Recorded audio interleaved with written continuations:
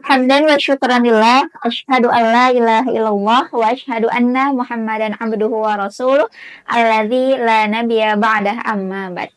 Assalamualaikum akhwat fillah, bertemu kembali dengan podcast Teman Tenang. Pada kali ini kita akan ngobrolin lagi yang lagi hits nih bersama Teteh Keren dengan segudang aktivitasnya. Siapa lagi kalau bukan Teh Lina Najibah. Nah, sapaan tenarnya Teh Jibah ya. Apa kabar Teh Lina? Teh Jibah. Alhamdulillah Teh Huna. Apa kabarnya juga Teh Huna? Alhamdulillah baik banget Teh. Kali ini kita akan ngobrolin hal yang lagi hits nih Teh ya. Boleh. Tentang Ramadan, karena sekarang lagi Ramadan ya Teh ya.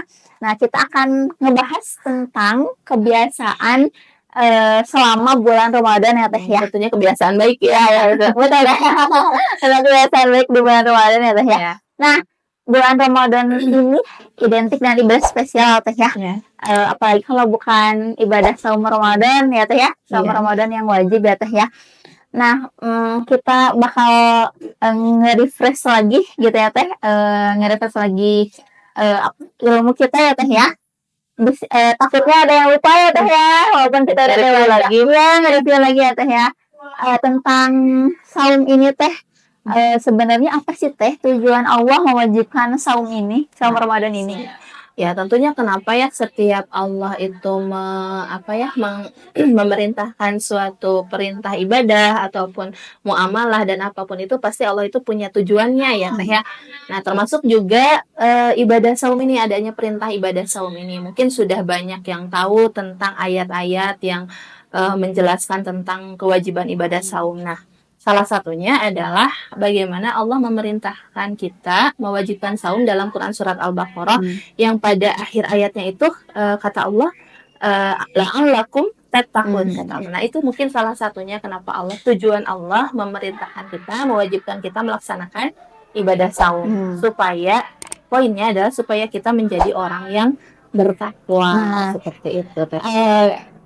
Supaya salah satu tujuannya itu ya Teh ya, supaya kita menjadi yang bertakwa. Nah, mungkin teman-teman Hafila juga sering ya mendengar kata takwa. Nah, sebenarnya takwa itu apa sih Teh?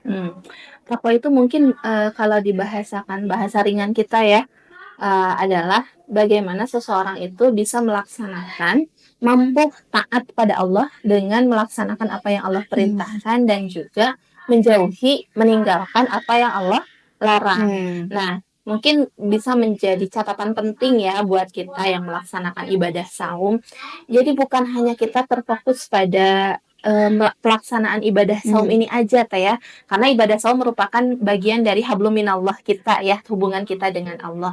Seperti sholat, mungkin ya zakat, ibadah haji, itu mungkin adalah bagian daripada hablum minallah. Nah, tapi yang harus kita perhatikan juga bagaimana hablum minannasnya kita gitu, hubungan kita sama manusia. Karena kalau hubungan kita sama Allah baik, tapi hubungan kita sama manusia yang lainnya gitu ya, sama makhluk Allah yang lainnya itu tidak baik, mungkin pahala daripada ibadah kita itu akan rusak, akan sia-sia, mungkin akan habis ya Teh. Nah, oleh karena itu kenapa kita harus mengembangkan kebiasaan-kebiasaan baik, khususnya mungkin bukan hanya selama bulan Ramadan, tapi mungkin karena kebetulan ini kita pada bulan Ramadan ini. Nah, kenapa harus kita mengembangkan kebiasaan-kebiasaan baik supaya nilai pahala ibadah kita di bulan Ramadan ini tidak rusak, tidak sia-sia gitu. Karena dalam sebuah hadis juga dikatakan bahwa celakalah bagi seseorang yang melaksanakan ibadah saum, dia hanya mendapatkan lapar dan hausnya saja. Artinya dia tidak mendapatkan pahala apa-apa seperti itu. Jadi hablum minallahnya harus baik dan terkait erat dengan bagaimana hablum minannas kita.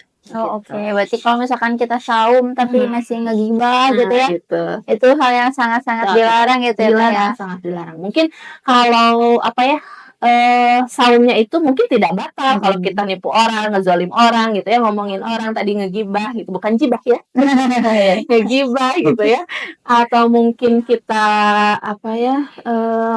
sekarang bukan ngegibah di Mm-mm. mulutmu harimau, Iya. kadang kan sekarang mah ya jarimu harimau, Iya, walaupun betul. kita bukan ngomongin orang di teras tetangga, tapi di Ya, di grup gitu. aduh, grup seperti itu.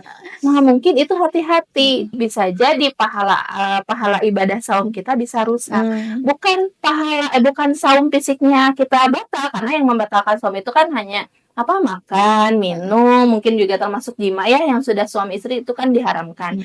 Nah, tapi yang batal itu bukan itunya, tapi pahala ibadah saum kita, dan kita tidak tahu begitu, itu tidak terasa begitu. Iya. Itu yang harus kita perhatikan. Terus soal pahala saum juga kan hanya Allah yang tahu teh ya, karena Gitu. spesialnya saum itu ya. Nah, yang harus kita ikhtiarkan ya, Hmm. kita harus mengembangkan kebiasaan-kebiasaan baik itu, gitu, supaya tetap terjaga kan. Oke teh. Nah, tadi kan teh kita sudah menjelaskan tentang pengertian dari takwa ya teh ya. Nah, kalau misalnya ciri-ciri gitu ya teh, ciri-ciri yang bertakwa itu apa sih teh? Sementara kan sebenarnya gitu ya, kalau untuk urusan apa sih, bukan label Penilaian. ya, penilaian orang yang bertakwa, orang itu takwa atau enggak kan sebenarnya dari Allah ya teh ya. Ya, bukan kita tidak punya hak begitu. Iya gitu. Tapi apa sih ciri-ciri yang bisa kita lihat, Bisa kita lihat, bisa kita ikhtiarkan mungkinnya Iya. kepada diri kita sendiri. Ya, salah satunya mungkin jelas ya, ada dalam Quran surat Ali Imran, bisa dilihat dalam ayat 133 sampai 134, itu disebutkan bahwa Allah itu di sana dijelaskan, Allah itu menyediakan surga yang luasnya seluas langit dan bumi loh gitu ya. Nah, itu tuh surga itu buat siapa? Nah, surga itu disediakan oleh Allah, uiddat lil muttaqin, disediakan bagi orang yang bertakwa. Nah, dijelaskan dalam ayat selanjutnya, siapa sih orang yang bertakwa itu gitu ya. Nah, Allah menyebutkan yang pertama yaitu alladzina yunfiquna fis sarra'i wadh-dharra'i, yaitu orang yang semangat berinfak tehuna. Orang yang semangat berinfak baik dalam keadaan lapang maupun dalam keadaan sempit. Jadi orang yang bertakwa itu bukan hanya orang yang dia semangat berinfak itu ketika dia punya banyak uang, misalkan ketika Allah turunkan rezeki yang banyak, ketika dia sehat baru dia semangat berinfak. Tapi orang yang bertakwa itu walaupun misalkan dia dalam keadaan sempit, ketika dia ditimpa musibah sama Allah, tapi semangat berinfaknya itu tidak hilang begitu ya. Dan infak itu jangan hanya kita kaitkan dengan hal materi saja ya Teh Huna ya, harta gitu ya Teh ya. Gitu. Bukan hanya dikaitkan dengan hal materi, oh infak itu harus banyak uang, mengeluarkan uang yang banyak, mengeluarkan harta yang banyak, tidak seperti itu. Karena infak juga mungkin bagian daripada sedekah ya, sedekah, dan sedekah itu dijelaskan oleh Rasulullah banyak sekali yang bisa kita lakukan gitu ya, seperti mungkin kebiasaan-kebiasaan kita berinfak, bersedekah itu ketika kita bertemu dengan saudara kita, menunjukkan atau memperlihatkan wajah yang ramah begitu ya,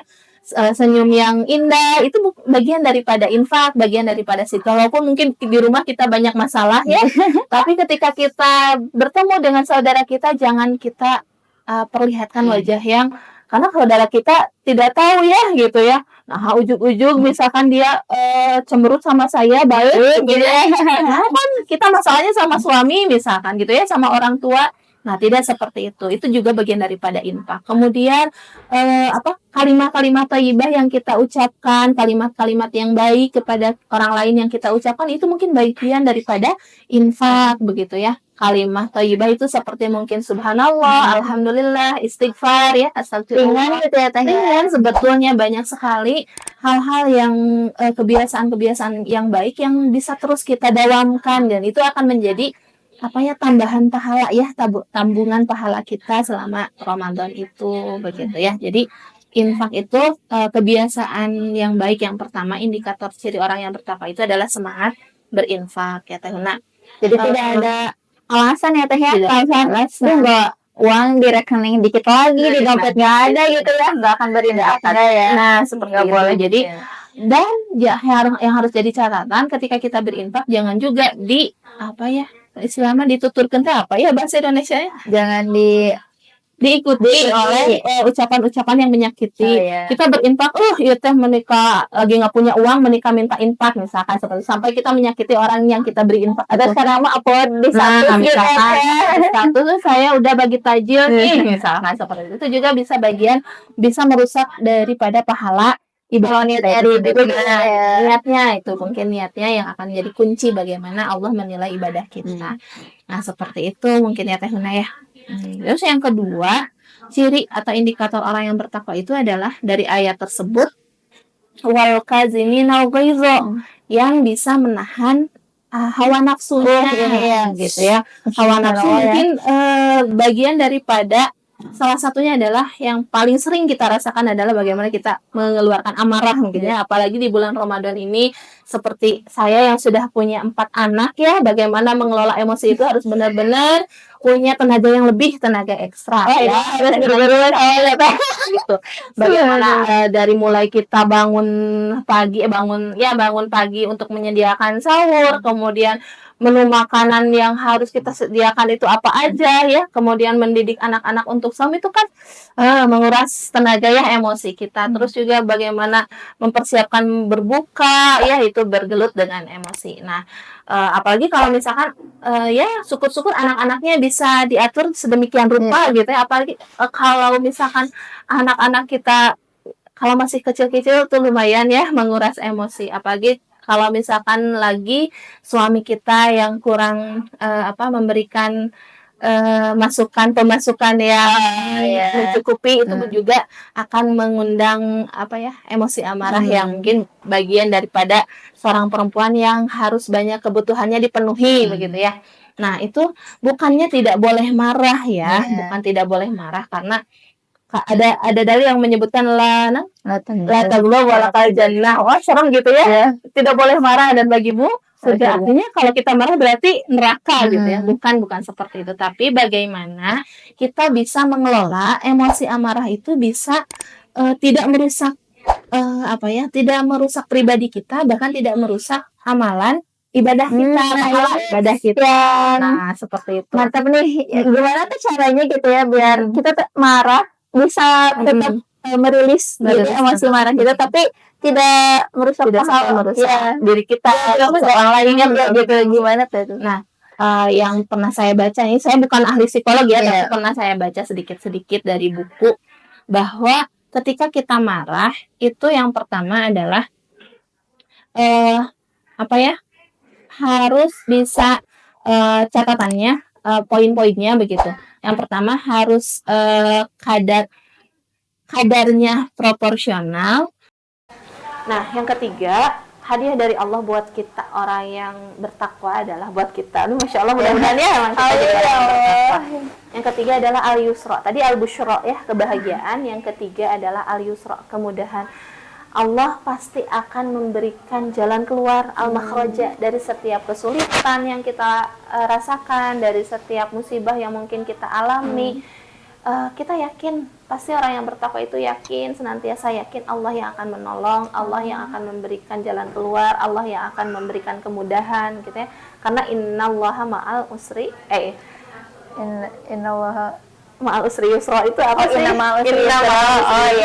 Ayat itu ya, al-insyirah kalau nggak salah ya. Jadi orang yang bertakwa itu tidak pernah takut diberikan ujian sama Allah, karena dia yakin Allah yang datangkan ujiannya, Allah yang akan berikan jalan keluarnya, dan Allah tidak akan membebankan seseorang itu kesulitan yang di luar kemampuannya, ujian di luar kemampuannya. Jadi pasti ingat Allah ya Teh ya. Dan ketika misalkan kita diberikan musibah, kita diberikan ujian, diberikan masalah, ada orang lain yang menolong kita misalkan. Jangan sampai kita punya pikiran, wah kalau nggak ada dia nih nggak bakal selesai, oh kalau nggak ada ini nggak bakalan lolos misalkan.